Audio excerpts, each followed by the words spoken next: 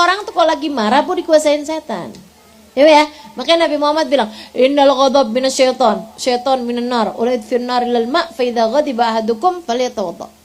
Kata Nabi, kemarahan tuh dari setan. Setan tuh terbuat dari api. Maka kalau seorang di antara kalian marah, hendaklah pergi wudu. Suruh wudu orang kalau lagi marah. Sama Nabi disuruh pergi wudu biar adem. Kalau wudu nggak mempan juga kamu lagi marah, wudu, bu. Kalau wudu nggak mempan juga mandi.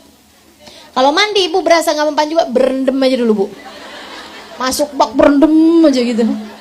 Kalau lagi marah ya, hilang, subhanallah hilang marah ibu. Seenggaknya itu emosi mampu terkendalikan.